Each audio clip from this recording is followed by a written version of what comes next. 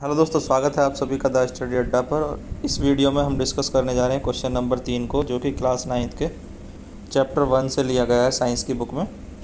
तो question number 3 है, इसमें जो है आपको 4 पार्ट दिए हुए हैं। पहला, इसमें आपसे रीज़न पूछे गए हैं कि a gas fill completely in the vessel in which it kept.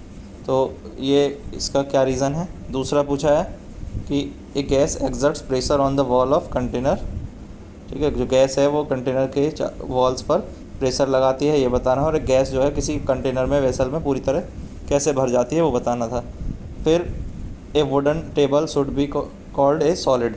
तो क्या हम मेज को सॉलिड कह सकते हैं, इसका हमें रीज़न बताना है। कह सकते हैं तो क्यों कह सकते हैं। और we can easily move our hand in air, but to do the same through the solid block of wood we need a karate expert.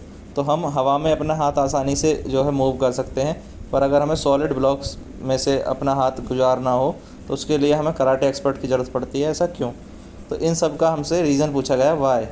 ठीक है, तो एक एक करके समझते हैं, उसके बाद फिर हम इसका आंसर देखेंगे कैसे हमें वो आंसर लिखना है। तो पहले हम इसको समझ लेते हैं।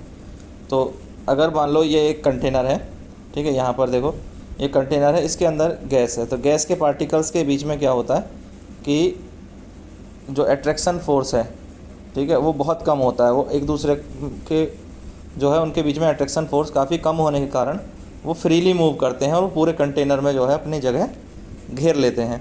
तो पहले क्वेश्चन का तो हमारा ये आंसर हो जाएगा। दूसरा कि जब वो फ्रीली मूव करते हैं तो मूव करने के कारण उनमें कुछ जो है एनर्जी होती है, और जब कोई पार्टिकल फ्रीली मूव करता हुआ कंटेनर की वॉल से जाकर टकराता है तो वो उस पर एक फोर्स लगाता है, एक प्रेशर जो है अप्लाई करता है। ठीक है, तो इस बात का रीज़न हम ये दे सकते हैं कि जो पार्टिकल हैं वो जब इसकी वॉल से टकराते हैं तो वो उस पर प्रेशर अप्लाई करते हैं। तीसरा कि जो टेबल है वो सॉलिड है नहीं है। तो सॉलिड होने के लिए हमें क्या होना चाहिए कि उसकी एक डेफिनेट शेप होनी चाहिए, उसकी डेफिनेट शेप होनी चाहिए, है ना, और उसका एक डेफिनेट वॉल्यूम होना चाहिए। तो अगर ऐसा है तो हम कह सकते हैं वो सॉलिड है। तो एक मेज जो है उसकी डेफिनेट शेप है, उसकी शेप निश्चित है, उसका जो वॉल्यूम है वो भी निश्चित है, ठीक है, डेफिनेट वॉल्यूम है। तो हम कह सकते हैं कि वुडन टेबल जो है वो सॉलिड है। अब हम अपना हाथ आसानी से हवा में क्यों मूव कर पाते हैं और जो है सॉलिड में या वुडन ब्लॉक में मूव करने के लिए कराटे एक्सपर्ट की ज़रूरत क्यों पड़ती है।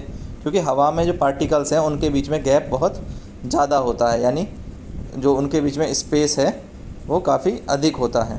ठीक है, इंटरमॉलिकुलर स्पेस ज़्यादा होने के कारण हम हवा में आसानी से अपना हाथ मूव कर सकते हैं।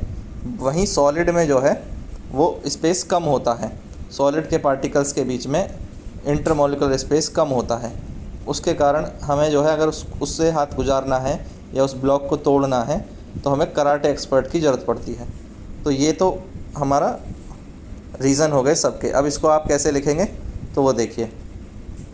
तो आप अपना आंसर जो है कुछ इस तरह से लिखेंगे। पहले के लिए हो जाएगा कि there is a little attraction between the particles of gas, क्योंकि पार्टिकल्स ऑफ गैस के बीच में अट्रैक्शन फोर्स कम होता है, तो इसीलिए जो है गैस के पार्टिकल जो है वो फ्रीली मूव करते हैं सभी डायरेक्शन में और किसी भी कंटेनर को जो है कम्प्लीटली फिल कर देते हैं। ठीक है, गैस कंटेनर को कम्प्लीटली फिल कर देते हैं। दूसरा, जो गैस के पार्टिकल हैं वो रेंडमली हाई स्पीड के साथ इधर से उधर मूव करते रहते हैं, और जब वो हाई स्पीड के साथ रेंडमली इधर से उधर मूव करते हैं तो जैसे ही वो वॉल्स को हिट करते हैं तो कंटेनर पर एक फोर्स अप्लाई करते हैं। ठीक है, ये होता है। उसके बाद देखें कि एक जो लकड़ी की टेबल है उसकी जो शेप है वो डेफिनेट शेप होती है और वॉल्यूम भी उसका डेफिनेट होता है। तो डेफिनेट शेप और डेफिनेट वॉल्यूम होने के कारण हम देखें तो वो बहुत रिजिड है, उसे कंप्रेस नहीं किया जा सकता। तो जिनको कंप्रेस नहीं किया जा सकता, जो रिजिड होते हैं, वही क्या होते हैं, सॉलिड होते हैं। ये सॉलिड की प्रॉपर्टीज़ हैं। तो हम कह सकते हैं कि वुडन टेबल जो है वो सॉलिड है। इसके बाद देखिए, पार्टिकल्स ऑफ एयर के बीच में जो है वो लार्ज स्पेस होता है, उसमें काफ़ी बड़ा गैप होता है। इसी गैप होने के कारण जो है हम उसमें अपना जो है हाथ मूव कर सकते हैं, बट जो रिजिड होते हैं उनके बीच में इतना गैप नहीं होता। तो उसके लिए फिर हमको जो है कराटे एक्सपर्ट की ज़रूरत पड़ती है। तो ये सारे आंसर जो है आप इस तरह से लिख सकते हैं और इन्हें जो है आप लर्न कर सकते हैं समझ करके। तो ये क्वेश्चन का आपका आंसर हो गया। वीडियो आपको पसंद आए तो लाइक ज़रूर करें, और कोई सजेशन है या कहीं कोई कन्फ्यूज़न है तो कमेंट करके बताइए। और चैनल पर नए आए तो चैनल को सब्सक्राइब जरूर करें। Thank you guys, thanks for watching.